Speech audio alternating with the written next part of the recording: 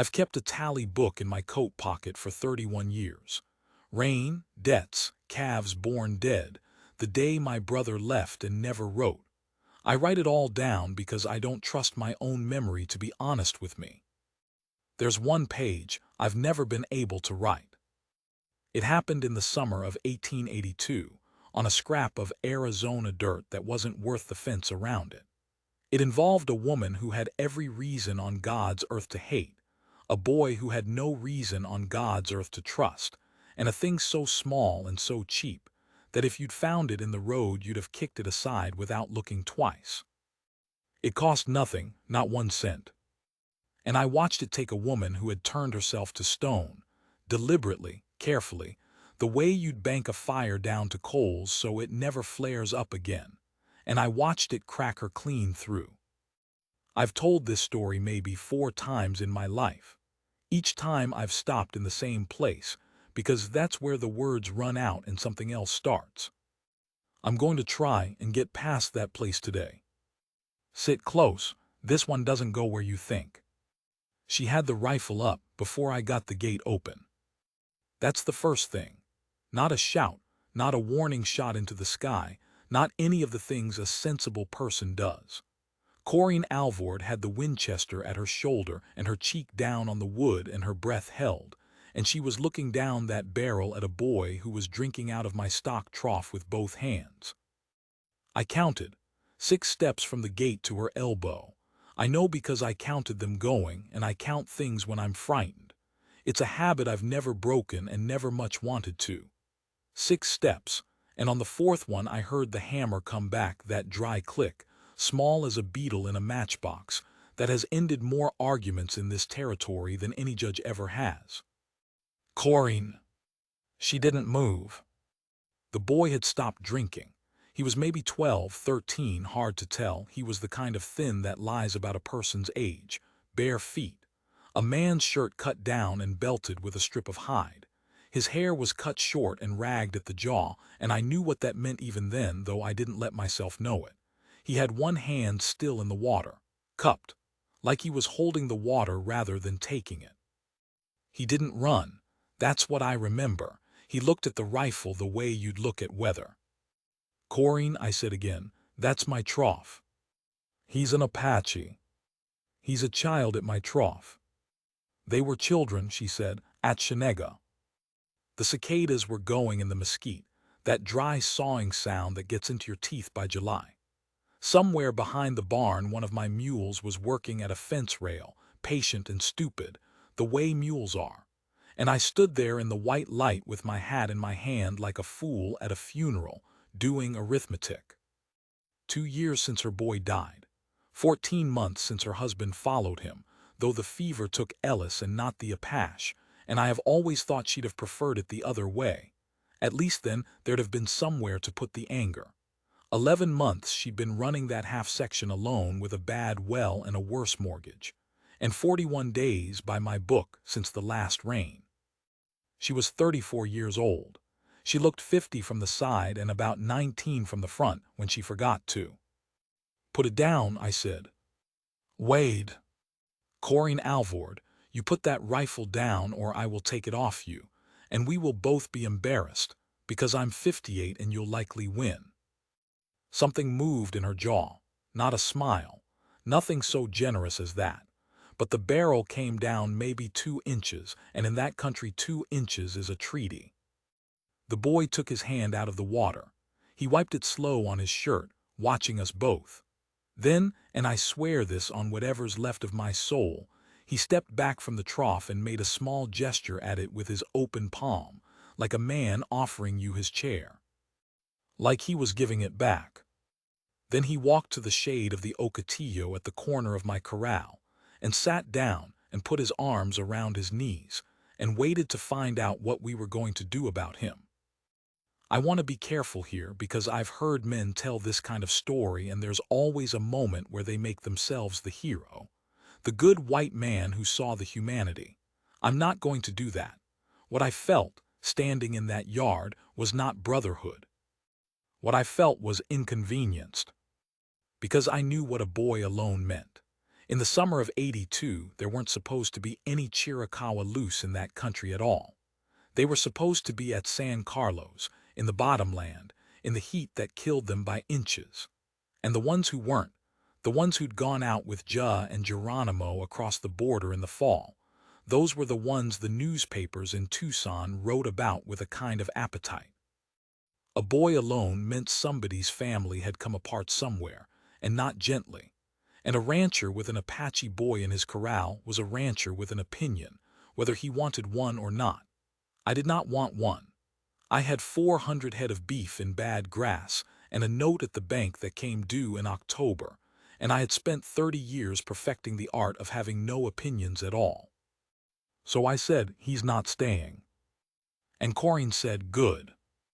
And then neither of us moved for about a minute and a half, and the boy sat under the ocotillo and watched a lizard do push-ups on a rock. I wrote in the book that night, June 19, no rain, wind SW hot, boy at the trough, Corinne here, don't know. That's the whole entry, don't know. I've got 12,000 entries in those books, and that's the only time I ever wrote those 2 words. Here's what I found out over the next 4 days, in pieces, none of them from him, because he did not speak to me at all until the 11th day, and even then it wasn't much. He'd come from the west. There was ash worked into the seams of his shirt, and it wasn't cook-fire ash. It was the greasy black kind that comes off a burned house or a burned wickiup, and it was old, weeks old, ground in. His feet were cut in a way that told you he'd been walking on lava rock, which meant he'd come around the north of the Malpais and not through the pass, which meant he was avoiding the road, which meant he knew what was on the road. His hair was cut. Chiricahua cut their hair for mourning. I knew that much from a scout named So who'd worked cattle with me one winter and told me things I mostly didn't listen to and now would give a year of my life to hear again. He had one possession.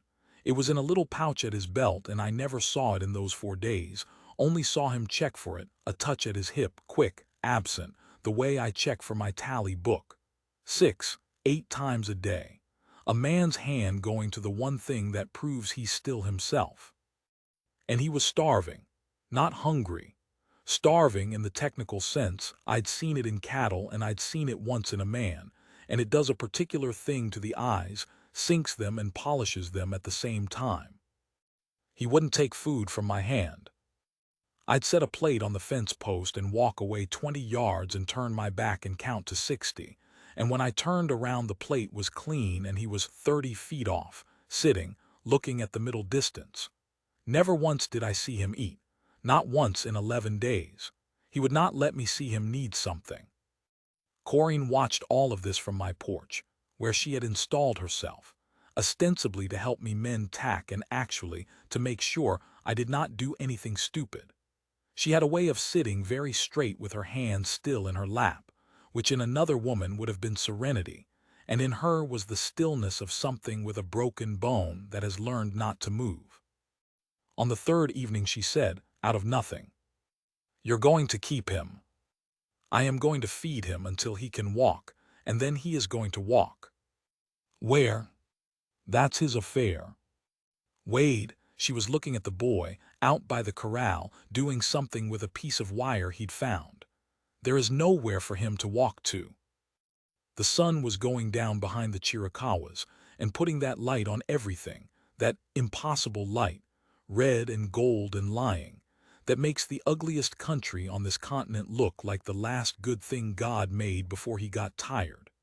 It came across her face, and I saw her eyes were wet, and her mouth was absolutely flat and hard, and I understood that she was not crying for him. She was furious that her body was crying at all. She said Isaac was 9. I said, I know.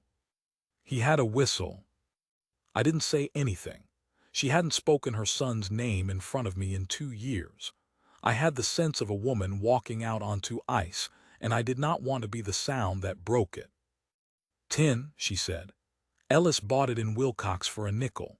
He used it to call the dogs. He blew it constantly, Wade. It was the most aggravating sound in the territory. I used to threaten to throw it down the well." She stopped.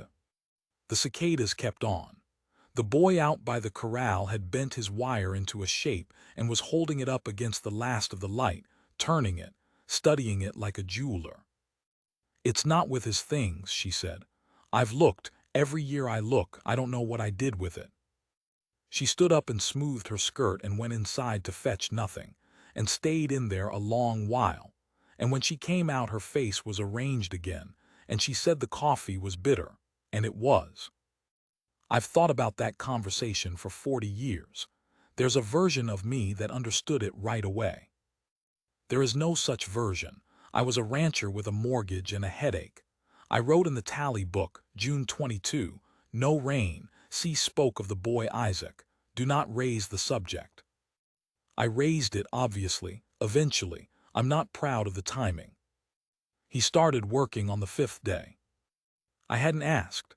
I came out at first light and found 40 feet of my south fence restrung badly, mind, with the wire crossing wrong at 2 posts, but restrung, and the boy asleep sitting up against a post with his hands in his lap, palms up, and both palms cut to ribbons.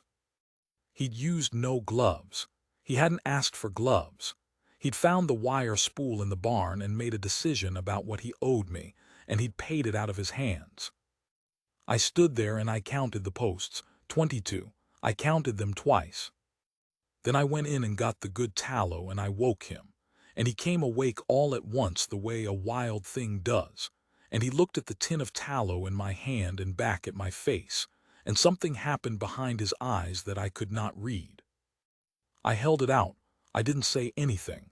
I couldn't have said it in any language he had. He took it. That was the whole thing. He took the tin and turned away, which I understood was the only way he was ever going to let me help him, and I went in to breakfast and found I couldn't eat it. Corinne, who had ridden over at dawn as she now did every day and pretended it was about the tack, watched all of this from the doorway. When I came in, she said, "His hands." "I know. He did it in the dark." "I know." She sat down across from me. She turned her cup around twice on the table. She said, in a voice I hadn't heard her use before, flat, exhausted, a woman setting down a thing she has carried a long way, "I don't want to stop having them." I said, "Nobody's asking you to." "You are." She looked up. "Every day you leave that plate on the post you're asking me to. And I want you to know that it costs me, Wade. It costs me something I don't have. Because if he's a boy, if he's just a boy, then the men who did Shenega were just men, and my son died for nothing at all instead of dying in a war, and I have spent 2 years telling myself the difference." The clock ticked. My mother's clock that I hauled from Ohio in a wagon, and it kept bad time all the way. "I need it to be a war," she said. "Do you understand me? I need there to have been a reason." And I said the stupidest, truest thing of my whole life. There wasn't one for him either. She got up. She went out to her horse. She didn't come back for 2 days, and when she did, she brought a jar of preserves and set it on the porch rail without a word, and it stayed there in the sun until the boy took it, and she watched him take it from 100 yards off with her hands twisted in her reins, and then she rode home. Now, the 11th day, this is where I have to slow down. I'd been out at the tank since before light, and I came back mid-morning with the mule and found the boy sitting in the strip of shade on the north side of the barn with a knife and a piece of cane. The knife was mine. He'd taken it out of the barn. I want to be plain about that. An Apache boy had taken a knife off my wall, and he was sitting in the open with it where anybody could see. And the fact that this frightened me tells you what kind of country it was and what kind of man I was in it. He was carving. He'd split the cane and hollowed it, and he was working at a notch, and his tongue was between his teeth, and his hands, which by then were scabbed into a mess I'd stopped looking at directly, his hands were absolutely steady. He glanced up, went back to it. I stood there like a post. After a minute I said, "That's a whistle." He didn't look up, and he said in English, in a low, careful, unused voice, like a man taking a rusted tool out of a drawer, "Bad." I said, "What?" "Bad," he said again, and turned it over, disgusted, and I saw the 3 others in the dirt beside him. 3 ruined whistles. He'd been at it for days. I'd walked past that spot a dozen times and never looked. He put it to his lips and blew. It made a sound like a sick bird. He took it out of his mouth and set it in the dirt with the others, and picked up a new piece of cane and started again, and there was a patience in it that I have not seen in a grown man in my life. I said, "Who's it for?" He worked the knife, long time, and then he said one word. "Heard." I want to tell you I understood at once. I've claimed as much, at times, in warm rooms with an audience. The truth is I stood there in the sun with my mule's reins in my hand, and I felt something go through me from the crown of my head to the soles of my boots, cold as well water, and my first coherent thought was not how kind, and it was not how strange. My first thought was, how does he know? Because I had never told him.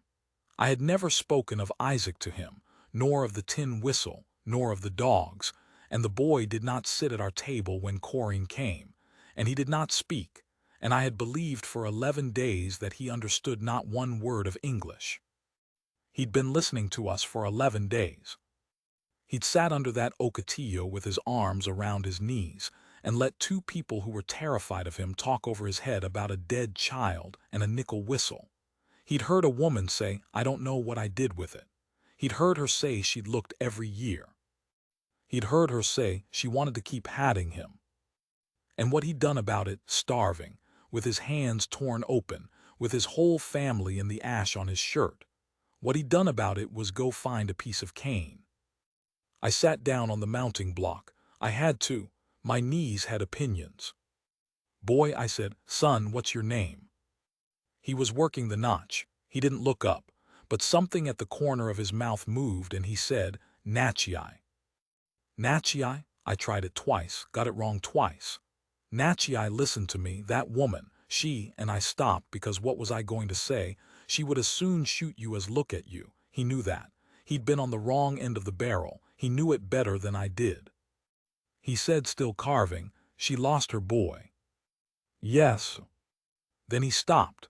He held the cane still, and he looked at a point in the dirt about 4 feet in front of him, and he said, "I lost my mother, and my sister, and Bidii." He said this last name carefully, the way you set down something breakable. "Soldiers, then men who are not soldiers after." He picked the knife back up. "She has 1 dead," he said. "I have 4. I am not more sad, I am only more." He searched. He didn't find it in English. He made a small gesture with the knife, a flat, sweeping thing like leveling sand. And then he said the sentence I have carried for 40 years, the sentence that is on the page of the tally book I never wrote. "She is angry because there is no one to give her a gift. I know how to make a whistle." That's all. That's the whole philosophy. A starving Chiricahua boy on a bad day in a bad year, explaining grief to a 58-year-old white man who'd been marinating in his own for 30 years and had built a whole life around not looking at it. He thought grief was a hunger. He thought you could feed it. He was wrong, of course. It's not that simple. It's never that simple. I have buried a wife and a brother, and I know it isn't. But God help me, he was less wrong than I was. He finished it on the 14th day. It took him 5 tries. The last one he sanded with a scrap of leather until the cane went pale and satiny, and he wrapped the middle in a strip of something. I thought it was hide, and it wasn't. He'd cut it off the inside of his own shirt hem, the only part that was clean, the only part of anything he owned that hadn't been ruined. It was 7 inches of river cane and a piece of an orphan's shirt. It was worth nothing. You could not have sold it for a penny. You could not have given it away at a church fair. He blew it once to test it, and it made a note, a real note, thin and reedy and honest, and I heard it from the porch and stood up out of my chair without deciding to. Then he did something I didn't expect. He put it down in the dirt and looked at it and did not touch it for a long while, and his face went through something I have only seen on men in war, and I realized that finishing it had used up the only thing he'd had left to do. He had nowhere to go. He'd known that the whole time. The whistle had just been a way to not know it for 14 days. She came at sundown. She always came at sundown that week, and she always said it was about the tack, and neither of us mentioned that the tack had been mended for 9 days. I met her at the gate. I said, "Corinne, before you get down." She got down naturally. "Corinne, Wade, if you have something to say to me, say it in the house where it's cool." And behind her, coming around the corner of the barn, walking straight and slow with his hands empty at his sides, one closed, was the boy. She saw the movement. Her hand went to the saddle scabbard. It was pure instinct. She was not a monster. Her hand did what her hands had learned to do at Shenega, and I do not blame her for it, and I never have. He stopped 6 feet away. He opened his hand. He held it out. And I watched Corinne Alvord look down at 7 inches of river cane wrapped in a strip of a dead woman's boy's shirt. And I watched her not understand. And then I watched her begin to understand. And the not understanding was the last easy moment of her life. She said, "What is that?" "Natchi," I said, "for you." She said, "What is that?" And he lifted it to his own lips, gently, and he blew one clear note into the red evening air of a country that had taken everything from both of them. And out behind the barn, out where the dogs lay panting in the dust, out where nothing had run to anything in 2 years. Every dog on that place stood up. Corinne made a sound I have never been able to describe. It wasn't a scream. It was lower than that and worse. And that is exactly when I heard the horses. 6 riders, coming up my road out of the low sun so I couldn't count them properly, and I counted them anyway. I counted them 4 times, 6 riders and a pack mule, and one of them was carrying a rifle across his saddle bow the way you do when you are not expecting to have to explain yourself to anyone. I knew who they were. Everybody in that country knew who they were. And I knew that the government of the territory of Arizona was, that summer, quietly paying good money for a thing, and that the thing did not have to be delivered alive, and that nobody had ever once been asked the age of it. Corinne had the whistle in her hand. The boy had already turned to look. And I had about 11 seconds to decide what kind of man I had been for 58 years. And I want you to understand something before I tell you what I did. I hesitated. I've had 4 decades to spend them, and I'm still not done. I turned them over the way an old man turns over a coin he shouldn't have taken. Here is what was in my head, honestly in order. 6 riders, counted. 2 rifles out, one across the bow, one in a scabbard, counted. The pack mule is carrying something in oilcloth and it isn't grain. Didn't count, didn't want to. My Spencer is in the house 40 feet behind me, and I have not fired it since 80. My note comes due in October. If I take a side here, I will have taken a side in this county for the rest of my life, and there is no undoing it, and I am 58 years old, and I am tired. And then underneath all of it, low and steady like water under ice, the boy is standing behind me, and he has not moved. He hadn't. That's the thing that took the 11 seconds away from me. Any child in the world runs. Any child in the world at least looks at the barn, the brush, the wash behind the corral. I've seen grown men's eyes do that arithmetic, flicking to cover, and there's no shame in it. Natchi, I didn't. He stood in the open with his empty hands hanging, and he watched them come, and his face had gone entirely still, and I understood with a sick drop in the gut that he had done this before. He knew how it went.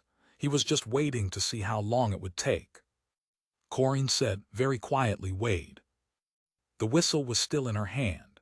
She closed her fist over it so hard her knuckles had gone white and yellow, and 100 feet behind us the dogs were still standing up, ears forward, confused, waiting for a 9-year-old boy who'd been dead 2 years to call them. "Wade," she said again, "that man in front is Doyle Spears." "I know it. He was at Shenega." I said, "I know it." They came into the yard the way that kind of man always does, slow, spread wide, letting the horses drift apart so you have to keep turning your head. 6 of them, spears in front on a good bay he hadn't earned. He was a big-boned, sunburnt man of about 40 with pale eyes and a mouth that had never once been surprised. He wore a linen duster the color of dirty milk, and he took his hat off to Corin, which was somehow the filthiest thing that happened that day. "Mrs. Alvord." "Mr. Spears." "Long ride from your place." "It is," she said. He put his hat back on. He looked at me. He looked past me at the boy, and something eased in his face, the way a man eases when he sits down at the end of a workday. "Wade Corley," he said, "you've got a buck in your yard." I said, "I've got a child in my yard." One of the others laughed, a short bark, nothing in it. I marked him. Big fellow, red beard, riding a mare that was foundering and he hadn't noticed. And beside him a boy of maybe 19 with a bad complexion who did not laugh and who was looking at the ground between his horse's ears. 6, I counted them a 4th time. It steadied me. It's what the counting is for. Spears leaned on his saddle horn. "You know what the territory's paying." "I've heard talk." "It ain't talk." He said it pleasantly.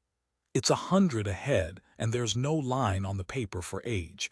And if a man wanted to be particular, he could observe that this one is old enough to carry water and old enough to carry a message, and old enough to remember your face come 5 years on." The cicadas had stopped.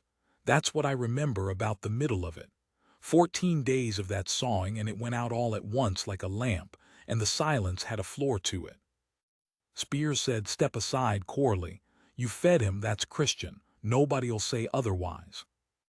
And then Corin Alvord walked past me. She walked out into the middle of my yard, into the space between 6 horses and 1 starving boy, and she stopped, and she put her hands down at her sides, and one fist was still closed on a piece of river cane. Spears straightened up in the saddle. "Ma'am." "He's mine," she said. The words came out flat, not a plea, not a lie particularly. She said it like a woman reading a fence line. It took the whole yard a second to understand what she'd said. Spears said, "Beg pardon." "He is in my employ." Louder. "He has been since April. He does my water and my stock, and he sleeps in my barn, and I feed him out of my kitchen.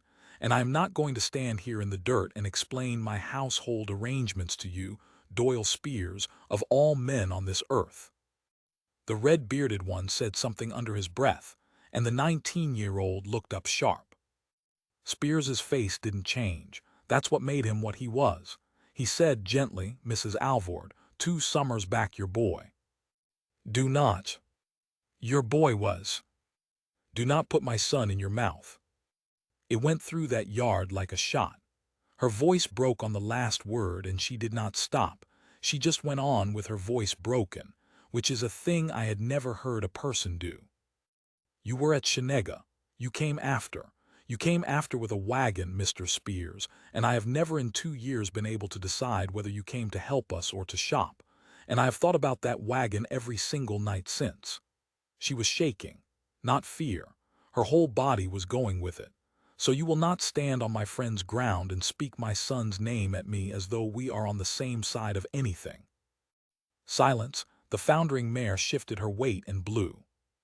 Spears said, "There's no paper on him." Corin said nothing. He'd found it. He knew he'd found it. He let it sit there and get heavy, and then he said, almost kindly, "Indenture wants a paper, ma'am.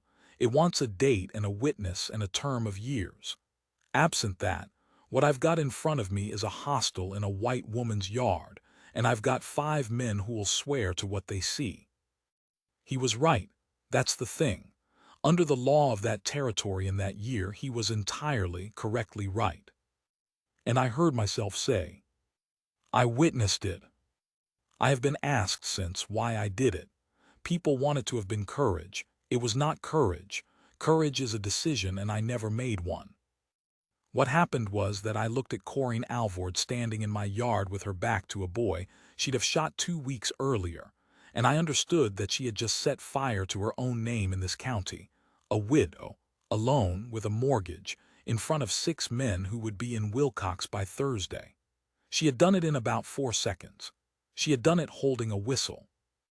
And I thought, in 31 years I have never once stood next to anybody. I said it again louder. I witnessed it, April, I have it in the book. Spears turned his head slowly. What book? I keep the tally in a green cloth-bound ledger, and I have kept the same kind since 1851, and there are 19 of them in a crate under my bed. My father kept them. He said a man who won't write down what he did is a man planning to lie about it later. I went in the house.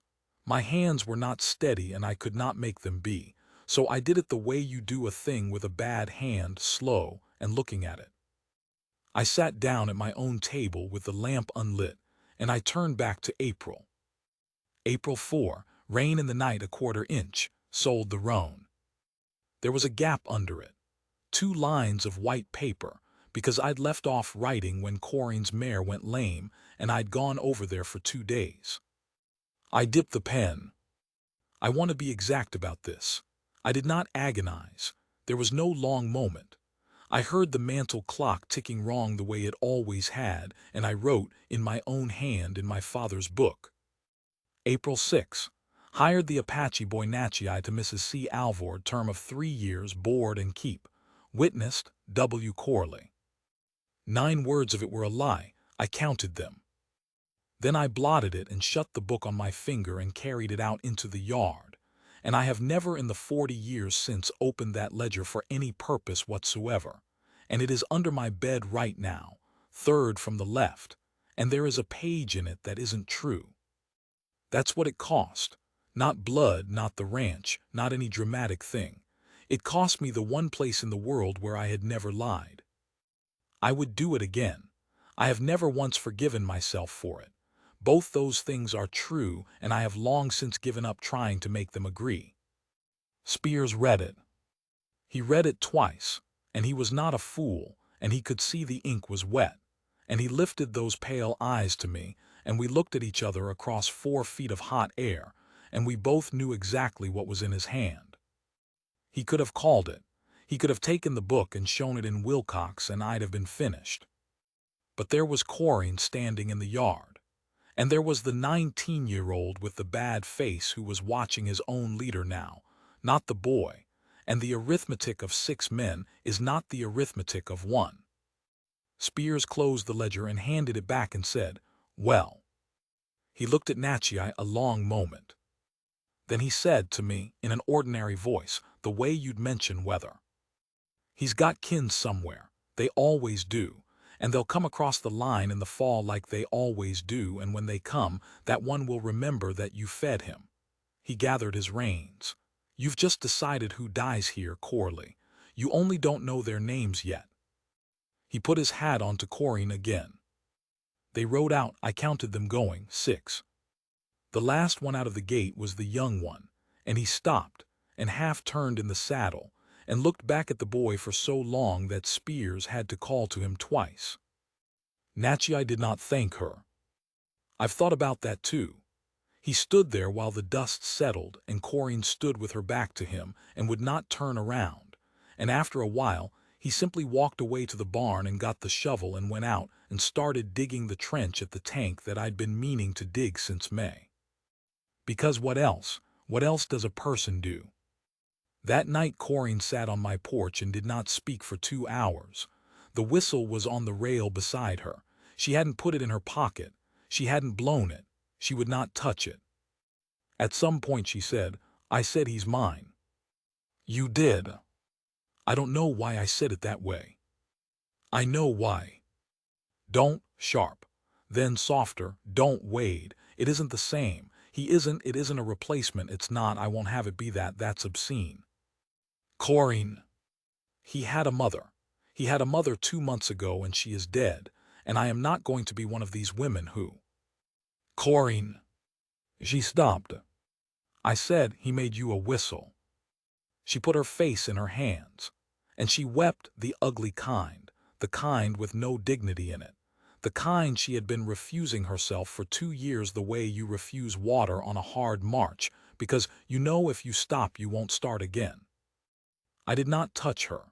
Out past the corral the boy was still digging in the dark, and the sound of the shovel came across the yard steady as a clock, and I understood that he was digging so that we would not have to be listened to. 13 years old. He was gone in the morning. The blanket folded, the shovel put back on its nails, cleaned, which nobody in this valley has ever once done. The trench finished, all of it finished, 40 feet of it in the dark in one night with hands like that. Corinne came at first light because she'd known, the way she'd known everything that summer about a minute after it was too late. She stood in the barn with her hands at her sides. I said he heard spears. Yes. He knew they'd come back, not for him, for us. Yes, she said. On the folded blanket, set square in the middle, was the little pouch from his belt. The one he'd touched 8 times a day for 14 days. The one thing he'd carried out of the ash. Corinne opened it. Inside was a piece of blue calico about the size of a hand, cut ragged, washed and washed until it had gone soft as ear skin, and one small button. She looked at it for a long time. She did not ask me whose it was, and I did not tell her that I didn't know, and I have never known, and I never will know. And I think about that scrap of blue cloth more than I think about almost anything else in my life. He'd carried it 400 miles. He left it with us. I looked for him. I want that written down. I rode the North Wash for 3 days, and I put word out through a freighter I trusted. And in September I went down to San Carlos and stood in that awful bottomland heat among 1,000 people the government had put in a box, and I asked, and asked, and a man there finally said something to me in Apache that the interpreter would not translate. That's all, there's no more. I never learned what became of him. There is a version of this story where he grows old and comes back and I get to see his face, and there is nothing in this world that I would not trade for that version, and it is not the one I got. Spears was killed in Sonora the next spring, over money, by white men. The note came due in October and I paid it. That's the kind of thing that happens. It never stops mattering to you, and it never once matters to God. Corinne kept the whistle. She married nobody. She ran that half section for 26 more years, and she was a hard woman and a fair one, and she took in 3 orphans off the Mexican road in '94 and did not permit a soul to comment on it. Once a year in June, she would come over and sit on my porch, and after a while she'd take it out of her apron pocket, 7 inches of river cane wrapped in a strip of a dead boy's shirt, worn brown now with handling, and she'd blow one note into the evening. And the dogs would get up. Different dogs by then. Every dog on that place. Every time. I never understood it, and I never asked her to explain it, and I have decided in my old age that some things are simply true and do not require your understanding to go on being true. She died in 1908. It's in the book. That entry's honest. She left me the whistle. It's on the shelf over the stove where I can see it from this chair. Here is the thing I have been trying to say for 40 years, and I am going to say it badly, because I have never once said it well. It didn't cost anything. That's the whole of it. That's what nobody understands when I tell it. There was no sacrifice in it, no grand gesture, nothing a person could point to. He was starving and his family was dead, and his hands were ruined and he could not read her, and he did not owe her one thing in this world. She had put a rifle on him, and what he had was 14 days and a knife that wasn't his, and a piece of cane out of a dry wash that anybody could have picked up. He listened to a woman say she'd lost a whistle. So he made her a whistle. And I have spent my whole life among men who believed that what you give a person has to be worth something. And I have watched them give money and land and cattle and their names. And I have never once seen any of it do what that piece of cane did in the space of 11 seconds in my own yard, which was to take a woman who had made herself into a stone and... I've stopped here every time, 4 times now, 5, right at this exact place. I'm going to close the book. There's a page I never wrote. June the 19th. I put down don't know, and I have had 4 decades to fill it in, and I find I still